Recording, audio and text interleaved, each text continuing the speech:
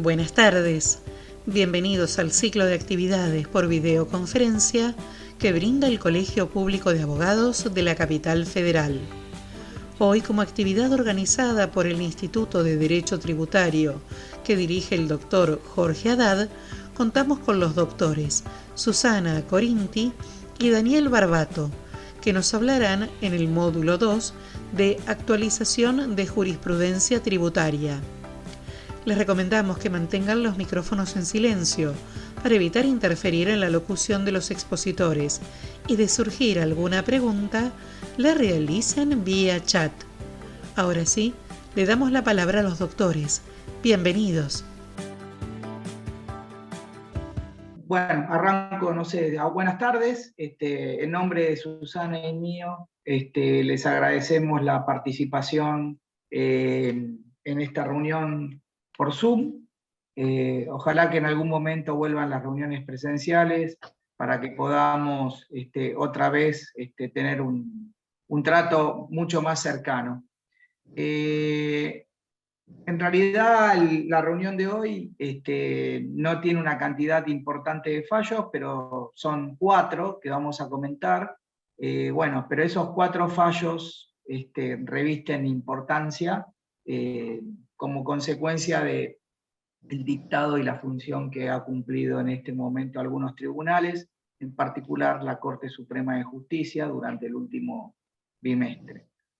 No sé, Susana, si arrancas vos, arranco yo. Sí, quiero hacer un aviso para mañana y pasado, que vamos a tener las sextas jornadas de Derecho Tributario del Colegio Público, en donde el tema genérico a tratar es la actividad profesional del abogado y los impuestos. O sea, ¿qué hace un abogado que recién se recibe frente a los impuestos? ¿Qué hace un abogado que está transitando la profesión?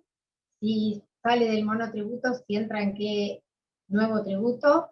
Y finalmente, el doctor Barbato y el doctor Guillermo Ignacio Ger, en la segunda jornada, con la moderación de la doctora Noelia Ramallo, una nueva adquisición del instituto, miembro, lo mismo que el doctor Martín Malián, que va a ser moderador en el día 1, y la doctora Florencia Cortés también en el día 1. Ellos dos, Barbato y Guillermo Ger, van a hablar de las dificultades prácticas en el ejercicio profesional en nuestra materia tributaria, que cada vez está más complejo.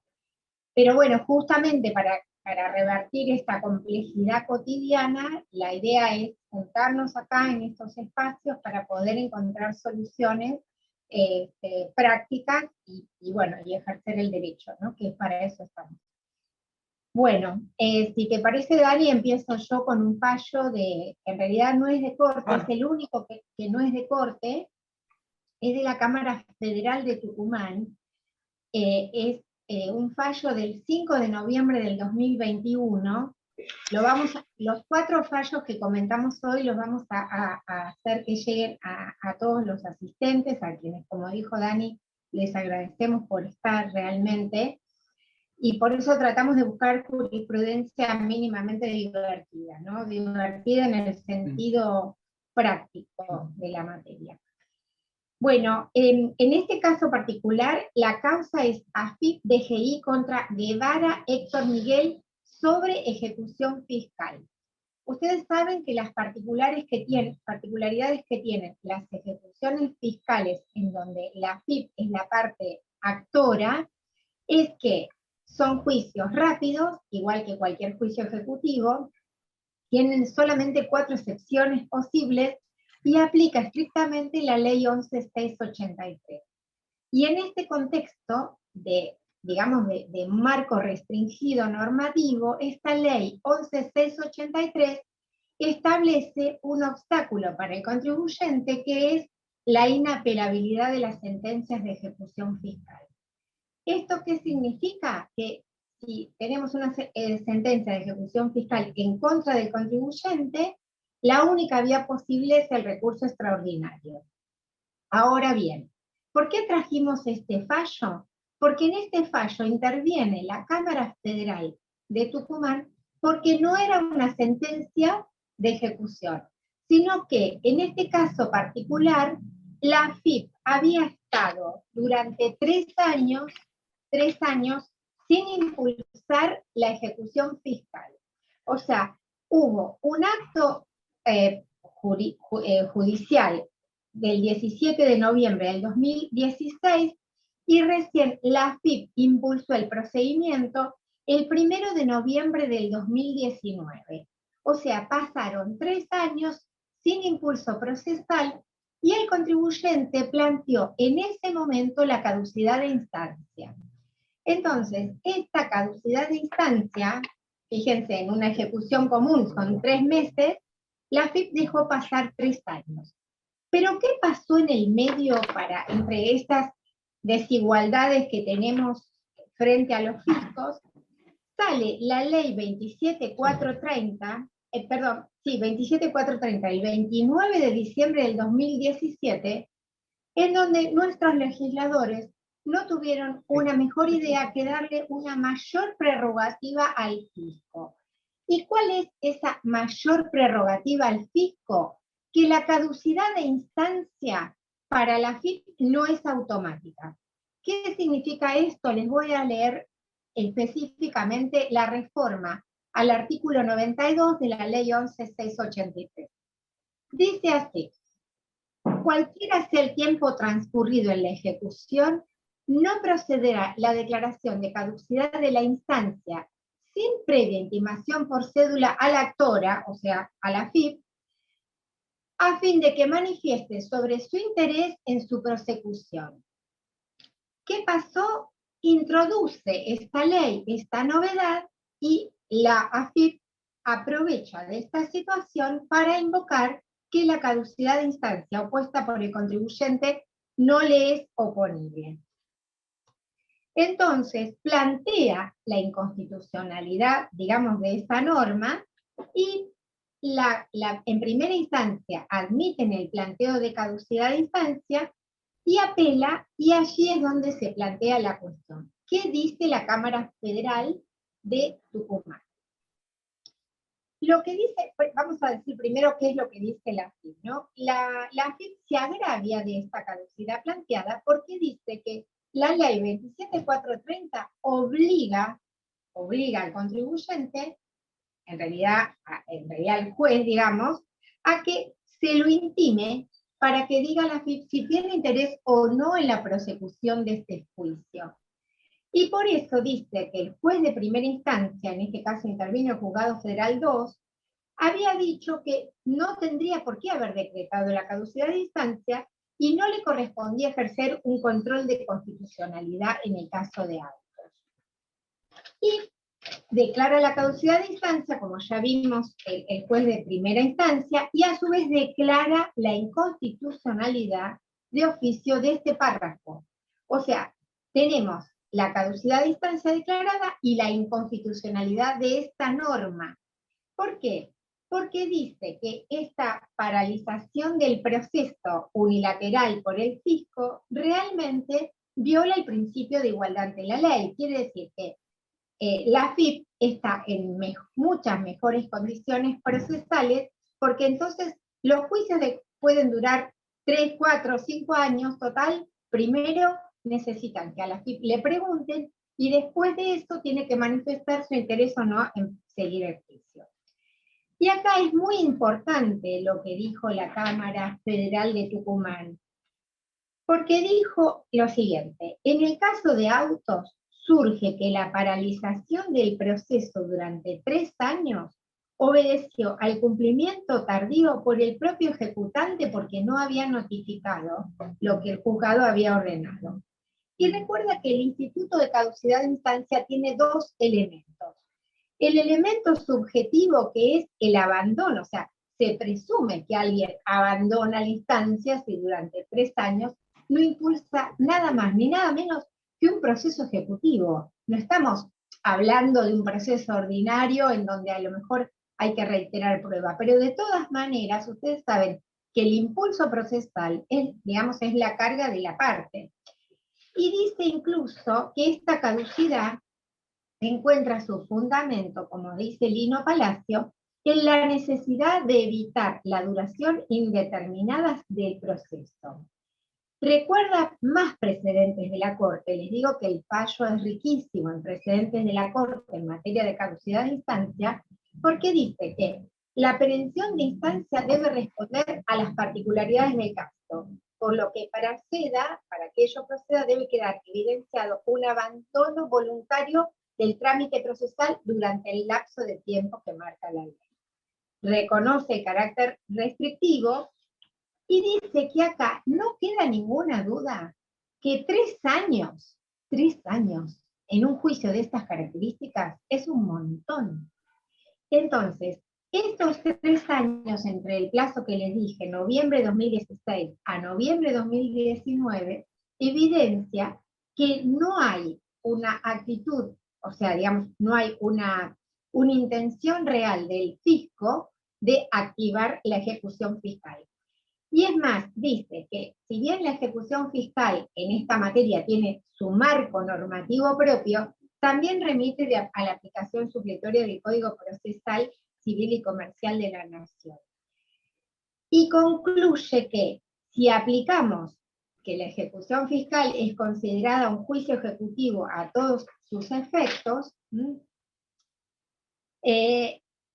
está probada en este caso la excesiva demora en que incurrió el propio fisco y no resulta razonable ni justo que el fisco resulte beneficiado con esta situación de mora y que haya de esta manera un privilegio a favor del fisco, que es una de las partes del proceso. Y reconoce que no tiene el contribuyente el mismo tratamiento, porque ustedes fíjense, que expresamente dice, sin previa intimación por cédula a la actora.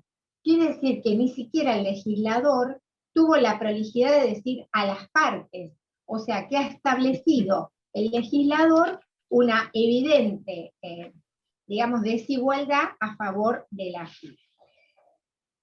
Bueno, y por último, porque así le cedo la palabra a Daniel, dice que en este caso corresponde mantener la supremacía de la Constitución Nacional y en caso de colisión de normas de mayor rango, corresponde desechar las que tienen rango inferior.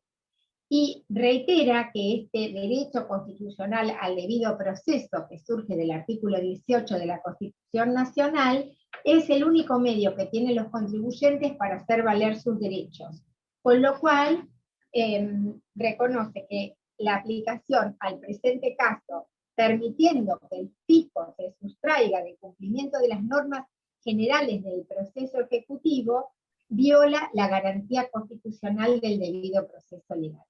Y hay un fallo que citan, muy interesante, que es Rodríguez Pereira, Jorge Luis y otra contra Ejército Argentino, sobre daños y perjuicios, en donde pone en cabeza de los jueces la obligación del control de constitucionalidad de toda norma, incluso tienen que ejercer un control de convencionalidad.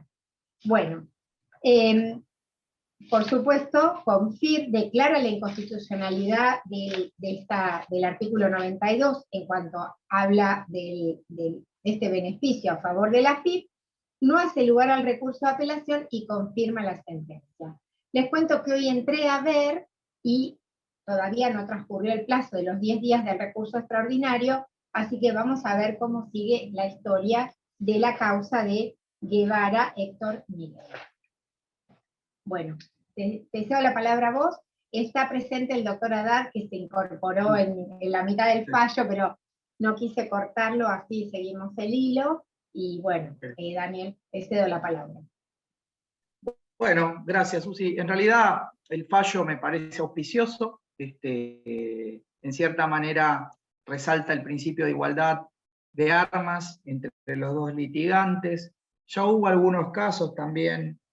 En su momento hubo una causa donde eso se ha discutido con relación a las demoras relacionadas con la administración de justicia. Una causa se llamó Fishman contra FIP, que en su momento le puso también una reprimenda al fisco por la demora, al fisco o bien a los tribunales en la resolución de los conflictos, haciendo particular hincapié en que también el hecho de que tanto tiempo en obtener una sentencia implicaba una denegación de justicia, ¿no? Pero bueno, vemos que hay trabajo desde los tribunales tucumanos. La causa que yo voy a mencionar es Loma de Pila contra Comuna de Guasapampa. Este fallo después se lo vamos a pasar, pero es de fácil acceso en la página web de la Corte Suprema. Es del 24 de octubre de este año, con lo cual es muy reciente. En este caso voy a hacer estableció la municipalidad de Guasapampa, que es bastante singular, por decirlo de alguna manera. En realidad se llama contribución que incide sobre los inmuebles, pero cuando uno lee el texto del hecho imponible, básicamente se establece como una suerte de gravamen que recae por los servicios o beneficios periódicos, esporádicos, directos e indirectos dentro de la comuna y que incluyen alumbrado público, barrido, limpieza, riego, recolección de residuos, desinfección, deshierve, mantenimiento de la vía pública, conservación de arbolados, mantenimiento de acequias, jardines y espacios verdes, y la frutilla del postre, y cualquier otro servicio que se realice dentro de la comuna, ¿no? A ver, con esto qué quiero decir, básicamente es un tributo local, y lo que se discute es la legitimidad constitucional de este gravamen. A esta altura del partido nadie discute que las municipalidades tienen facultades de creación y de ejercicio de su poder tributario, pero naturalmente ejercitando ciertos límites.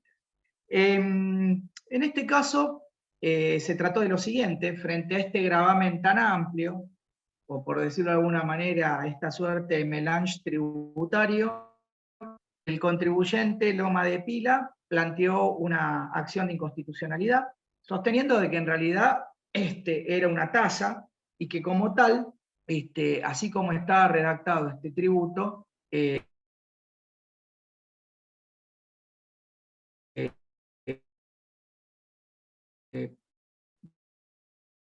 vulneraba, era inconstitucional. Decide la desestimación de la demanda planteada. Bueno, entonces les estaba diciendo que en realidad la Corte de Tucumán rechazó la demanda planteada por el contribuyente y finalmente dijo que era un impuesto y no una tasa. Frente a esta situación, plantea un recurso extraordinario, ese recurso extraordinario es denegado y llega a la Corte en queja. Lo más interesante de la cuestión a discutir era que en realidad es el dictamen de la procuradora, la doctora Laura Monti. ¿Por qué? Porque lo único que hace la Corte es hacer un reenvío al dictamen de la Procuración. ¿Qué es lo que hizo la Procuración? Analizó el texto aplicable, la legislación en juego, resaltó de que, así como estaba redactada la norma, esencialmente mediaba la prestación de un servicio, pero que ese servicio no estaba individualizado. Y por lo tanto, desde el punto de vista técnico, se trataba de una tasa más que de un impuesto. ¿Y qué es lo que determina la Corte? La Corte dice, mirá, esta sentencia es arbitraria porque media una satisfacción aparente de derecho vigente. Con lo cual, nunca escuché ese argumento, pero lo que indudablemente cuestiona es la legitimidad de esta tasa. En realidad el fallo es bastante interesante por distintas razones. Porque por un lado reafirma la doctrina tradicional de la Corte, donde dice que la tasa esencialmente para ser legítima implica necesariamente como condición sine qua non la prestación de un servicio individualizado hacia el contribuyente. esta doctrina surge de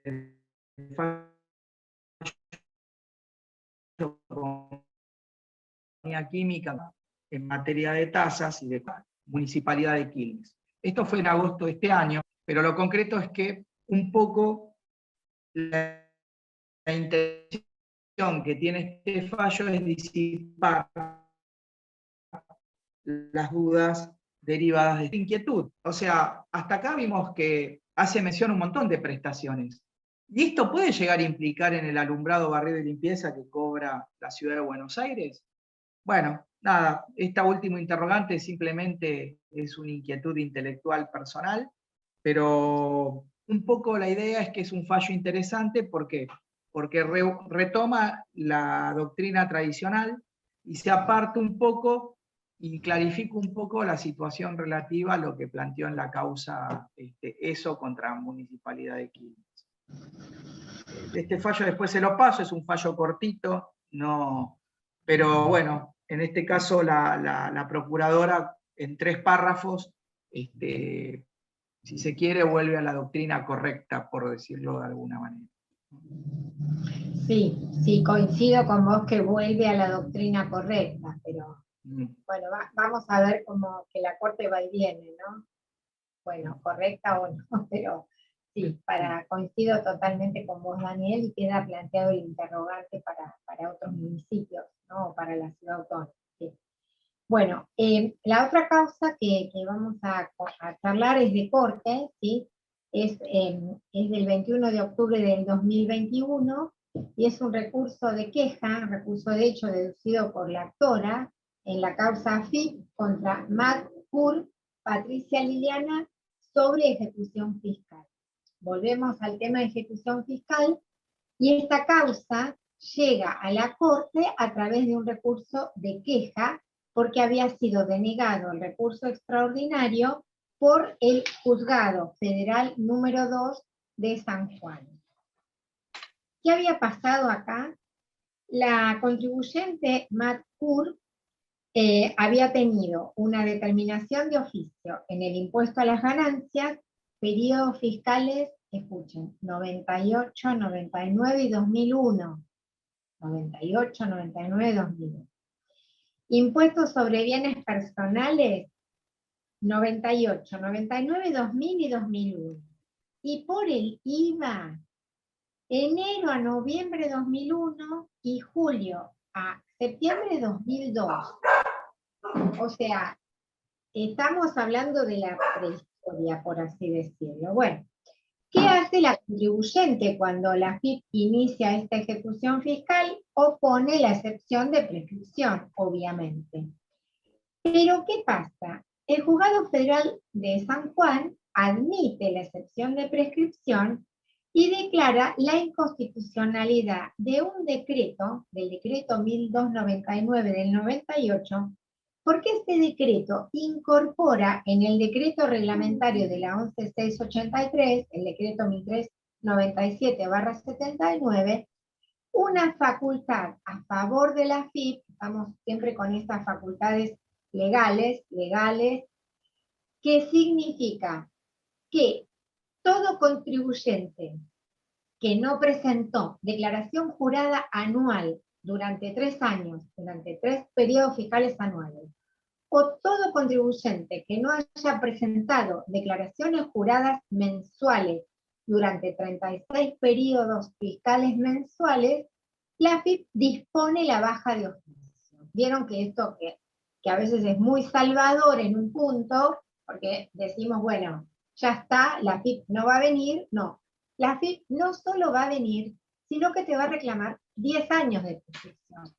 Porque recuerden que en la ley 11683 tenemos un plazo corto de 5 años para los contribuyentes inscritos y un plazo extenso para los no inscritos.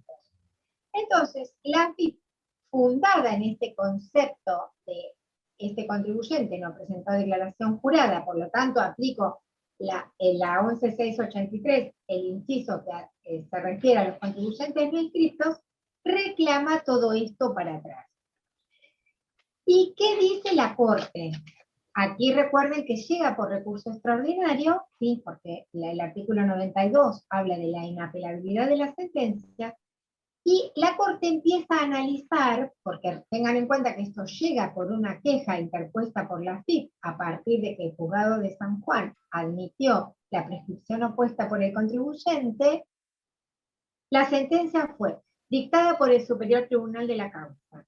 Los agravios suscitan cuestión federal suficiente y lo resuelto por el tribunal anterior no constituye una derivación razonada del derecho vigente con particular aplicación a las circunstancias del caso. O sea, la Corte toma esta causa y empieza a desmenuzar qué decía este artículo 53 que le acabo de comentar, que es el que habla de las facultades de la AFIP para considerar que un contribuyente es no inscripto a partir de la omisión de parte del contribuyente de las declaraciones juradas por 3 periodos fiscales o 36 meses en el caso de los mensuales o anuales.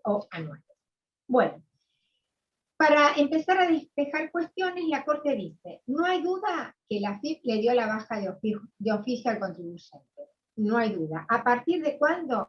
Para impuesto a las ganancias y para bienes personales a partir del 1 de julio del 2011. Con lo cual, si están reclamando esos periodos anteriores al 98 y al 2001, no aplica el plazo de prescripción de 10 años, porque ya este contribuyente, o sea, quedaba fuera del camino, ¿se entiende? O sea, cuando operó esa prescripción, el contribuyente estaba fuera. Hasta acá, la Corte van a ver cómo termina de resolverlo. Entonces, la Corte habilita la queja con respecto a bienes personales y al impuesto a las ganancias, dice que aplica el plazo quinquenal. ¿Por qué? Porque estos periodos fiscales habían vencido antes de que se decrete la baja de oficio, que reitero fue el 1 de julio del 2011. Ahora bien, con respecto al IVA, lo que hace la Corte habla del principio de interpretación de las leyes, ¿sí? Que cuando lo prioritario es la letra de la ley, sin que admita una nueva inteligencia, y habla de cuándo aplica o no la prescripción legal, que es clara, que no existe un esfuerzo de interpretación. Y con respecto al IVA, deja planteada la duda, porque dice que observa que que el juzgado de San Juan no hizo un análisis detallado del planteo realizado con respecto a la condición del contribuyente inscrito o no frente al IVA. ¿Qué hace la Corte? A ver, ¿qué pensamos? Bueno, va a decir, revoca la sentencia o siga con el tema del IVA. Más sencillito. La Corte dijo, hace lugar a la queja, declara admisible el extraordinario, revoca la sentencia y devuelve los autos al tribunal para que dicte una nueva sentencia. O sea, no le pone fin al tema, dejamos abierta la puerta a ver qué va a decir el juez de San Juan, y el contribuyente sigue participando, ¿sí? Entonces, el fallo de la Corte es válido, es razonable, pero sucede que la parte resolutiva no nos pone un fin, o sea, no pone fin. Si bien dice revocar, le está instruyendo al juez de San Juan revocar, pero ustedes piensen que no queda cerrado este tema. Lo interesante es que abrió la instancia. Bueno, eso es algo interesante. ¿Abrió la instancia para quién? Para la AFIP. Pero también rescatemos que reconoce que en lo que hace a bienes personales y ganancias, estableció una pauta de trabajo. O sea, la prescripción le operó antes de que la AFIP declare esta situación de no contribuyente. Entonces, bueno, me parece que es interesante el fallo, porque los procesos cada vez son más largos, las complejidades normativas son cada vez mayores, y bueno, para no desesperarnos, ¿no? En nuestra diaria. Dani, te quedaría el último fallo, que es el más complejo, que es el más difícil. Te dejamos el más difícil para lo último. Me dejaron el más difícil y me dio un poquito de vergüenza porque, bueno, justamente hubo grandes profesionales y amigos que ya lo han comentado, pero bueno, no puedo dejar de señalarlo en la reunión de hoy, que es el fallo Vidal de la Corte. Vidal, que no tiene nada que ver con la actual legisladora ni exgobernadora de la provincia, Ni con que nuestra, fue un fallo que... perdón, Dani, ni con nuestra querida amiga Gladys Vidal, ¿no? Que está en la Ni Corte. tampoco con Gladys Vidal. Bueno. Con lo cual, básicamente es un tema que, bueno, hace muchísimo tiempo que se ha venido planteando en los tribunales y que, bueno, que ha sido objeto de opiniones y de debates en los estrados académicos.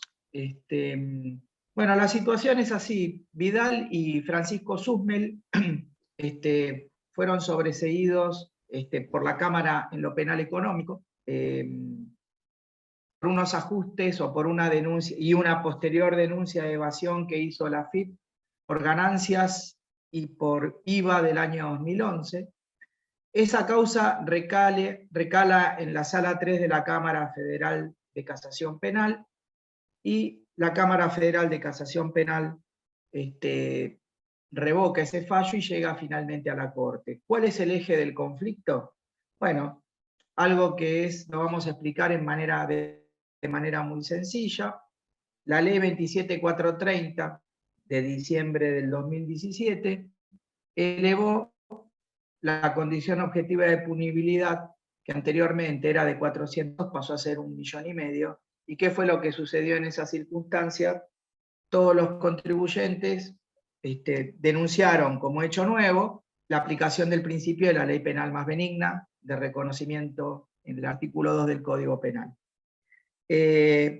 Obviamente, esto generó en su momento una serie de conflictos, porque esta postura fue receptada por los tribunales inferiores y por las dos salas de la Cámara en lo penal económica, pero el problema se desenvolvió en la Cámara Federal de Casación Penal, donde las salas 1, 2 y 4 hicieron lugar a esos pedidos, en tanto la sala 3, en un precedente que llamó Galetti, tenía una postura totalmente distinta y sostuvo que no era aplicable el principio de la ley penal más benigna. Dicho en términos mucho más sencillos, según donde te cayera en suerte el expediente, te iba a aplicar o no la ley penal más benigna, con lo cual a los contribuyentes y demás litigantes del fuero penal económico, esto les generaba una situación de incerteza y de inseguridad jurídica. El fallo en sí es extenso, para todos aquellos que les guste indagar o bien no puedan dormir a la noche, recomiendo leerlo, son 75 páginas. De esas 75 páginas, como ocurre habitualmente, lo que voy a tratar es de mencionar los aspectos más salientes que son tratados a continuación.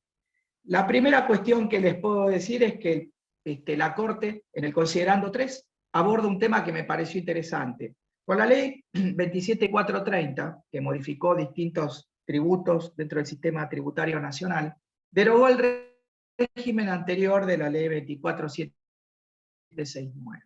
Y acá había una discusión si en realidad se trataba de un régimen nuevo penal tributario, o bien era el régimen penal tributario con algunas modificaciones menores. La Corte zanja esta discusión diciendo, mira, en el considerando 3, página 4, dice, mira, en realidad estamos en presencia de un nuevo régimen penal tributario. Ese es el primer tema que la Corte menciona para resolver este conflicto. El segundo tema parece más algo vinculado al paparazzi que a una cuestión relacionada con la técnica tributaria. ¿Por qué? Porque la actitud que tuvo la Sala 3 a partir del precedente diciendo que al ser la única sala que no aplicó un precedente anterior que se llamaba Palero, estaba diciendo entonces, en realidad el segundo tema que aborda la Corte con mucho detenimiento es algo que más se relaciona con internas propias de la justicia que con cuestiones jurídicas. Pero básicamente lo que le dice la Corte a la Sala 3 es, incurre en una reprimenda porque le dice, mirá, la verdad fuiste la única sala que resolvió en disidencia y lo que se tendría que haber hecho en el fuero es la realización de un plenario que, dicho en otras palabras, le hubiera facilitado su labor a la Corte Suprema de Justicia y evitar la proliferación de fallos ante el alto tribunal. Esta parte básicamente es bastante dura, lo pueden ver en el considerando 3, página 6, en el considerando 8, página 20, y en el considerando 9. Yo simplemente digo esto porque el fallo, vuelvo a insistir, es muy extenso, pero lo que le está diciendo a la Corte es, mirá, me parece que esto se podría haber resuelto de otra manera. El tercer argumento que es interesante surge que aparentemente uno de los autos que posibilitan la llegada a una de las instancias judiciales carecía de una firma. Esto motivó un planteo de nulidad por parte del litigante y la Corte dice, mira, la verdad que aunque haya faltado una firma, eso no invalida el auto procesal correspondiente. Eso lo pueden ver en el considerando 10, página 33. Pero acá vamos a lo más interesante que tiene el fallo. Básicamente, hay que recordar, la Corte reitera un poco los argumentos de Galetti, de la Sala 3, y dice que en realidad la elevación de los montos básicamente no se trataba de un nuevo tipo penal, sino por el contrario era una adecuación de política económica para menguar los efectos del fenómeno inflacionario y de la depreciación monetaria. Y por el otro lado, para votar de esa manera, la Sala 3 se apoya en distintas opiniones que surgen en el mensaje de elevación y que hacen alusión a la condición objetiva de punibilidad de la materia penal y a la implementación de la VTB, que es la Unidad de Valoración Tributaria, que fue también establecida por la Ley 27430. ¿Qué es lo que dice la Corte? Básicamente, trata cada uno de estos argumentos y los rebate con dureza. Lo primero que dice la Corte es, dice, mira, yo la verdad no entiendo por qué no quisiste aplicar Palero, porque Palero tranquilamente se ajustaba a mi doctrina tradicional, que era Cristalux y Ayerza. Y además, hubo precedentes posteriores, míos de la Corte. Recordemos que Palero es del año 2007 y que la reforma salió implementada en diciembre del 2011, y la Corte lo que les dice es, mirá, tené presente que yo emití pronunciamientos posteriores a esa fecha que validaban plenamente la aplicación de la ley penal más benigna. Después hace menciones a manifestaciones de miembros informantes y a distintas manifestaciones que se producen en el seno de un debate parlamentario, diciendo que, bueno, que son opiniones válidas, pero que, bueno, que también esas opiniones deben ser mesuradas en su justa medida. Esto está en el considerando 17, página 45. En su momento se citó un precedente de la Corte que se llamó Soler, y en realidad Soler nunca abordó la cuestión de fondo. Soler se trató de un caso donde la Corte no lo trató por la aplicación del artículo 280 del Código Procesal Civil y Comercial, con lo cual lo que dijo la Corte es, mirá, se le está dando a Soler una interpretación y Soler en principio no significa nada. Después, acá viene el mejor argumento de todos, a mi criterio, muy humilde por cierto, que dice que en ningún momento la aplicación del principio de la ley penal más benigna fue excluida para la materia penal tributaria. Esto lo dice en el considerando 18, página 52. ¿Y cómo refuerza esta argumentación? Diciendo que en realidad hubo otro proyecto normativo que finalmente no salió, donde básicamente dice que excluía la aplicación de este axioma a las cuestiones penales tributarias. En consecuencia, si en realidad no fue previsto como tal, como una exclusión, la lógica indica que se tendría que ser aplicable a todas las ramas del derecho, incluida la penal tributaria y naturalmente la penal económica.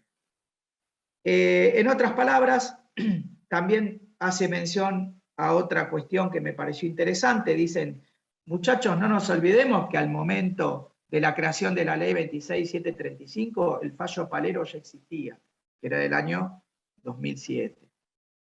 Y por último, acá viene otra parte que es muy interesante.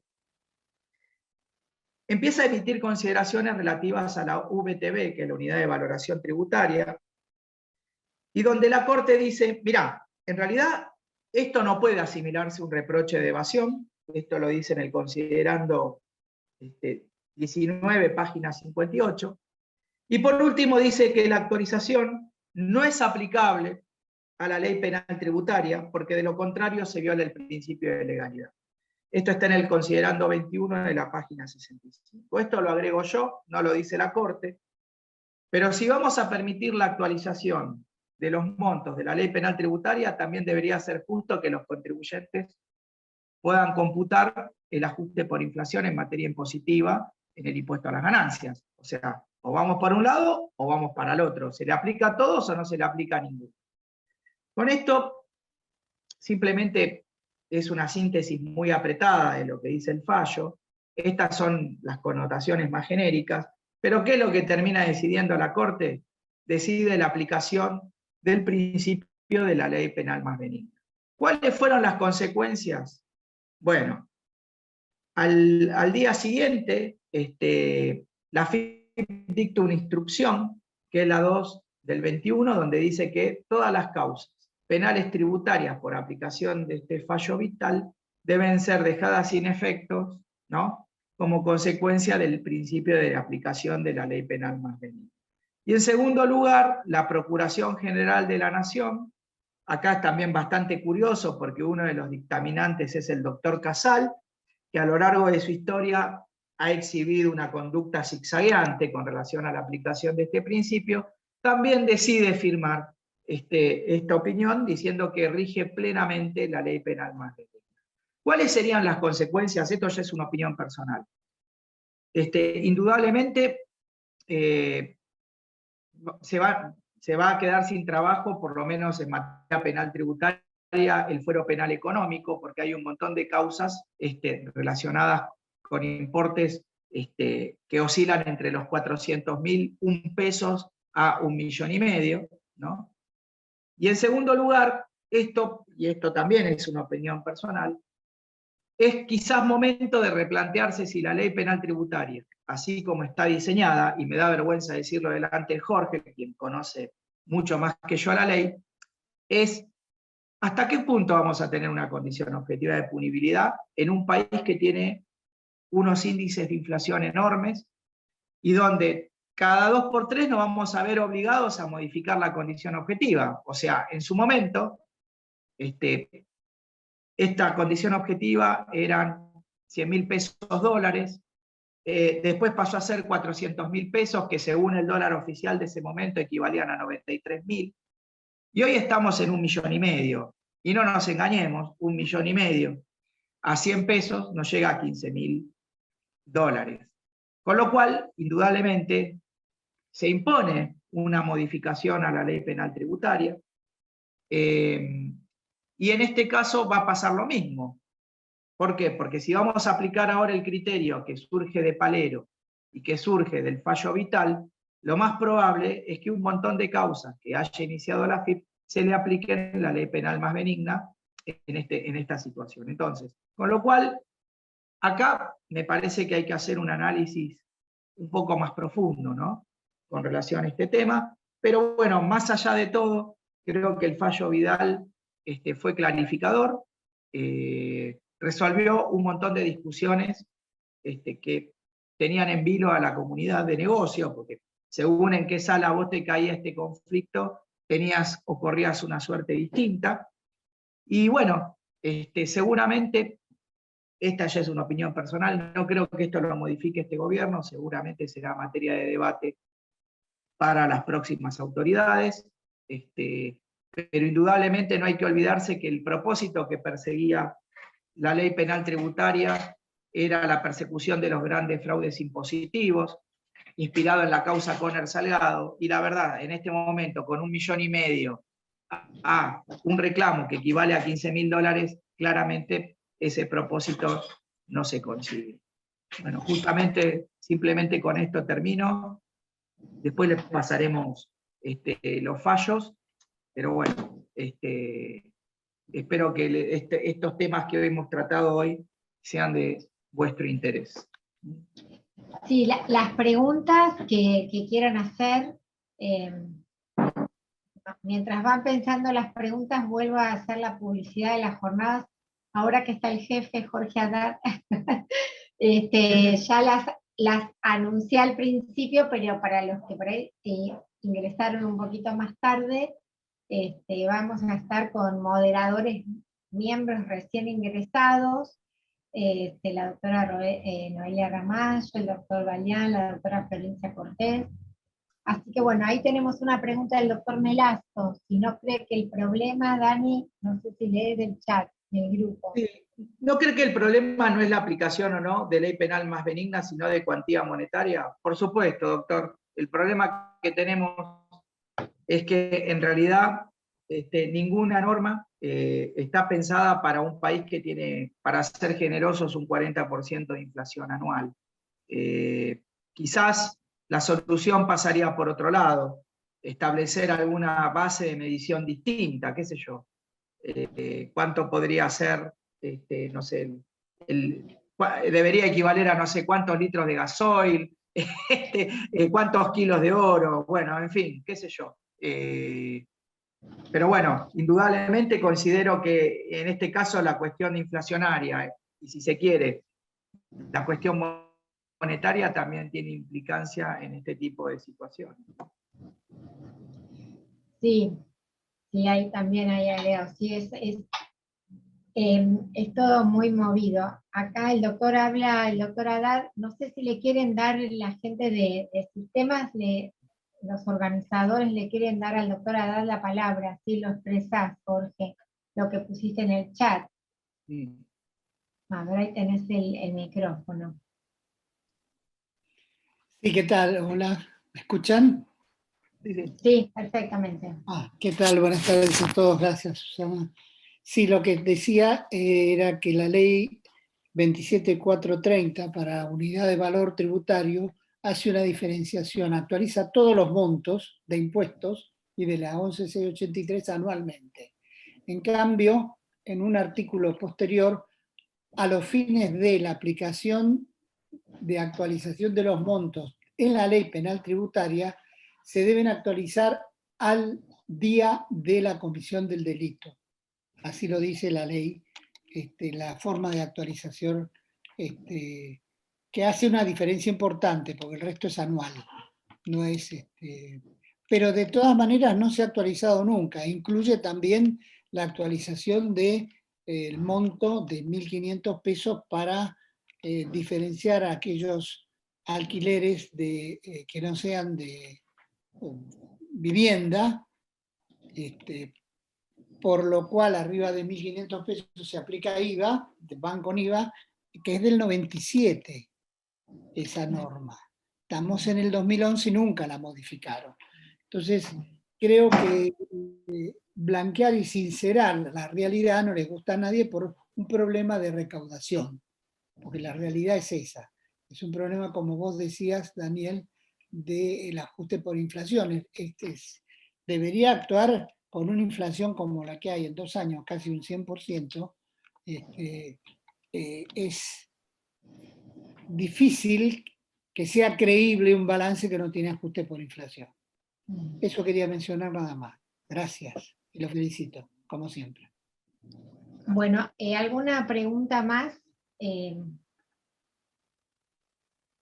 No, bueno.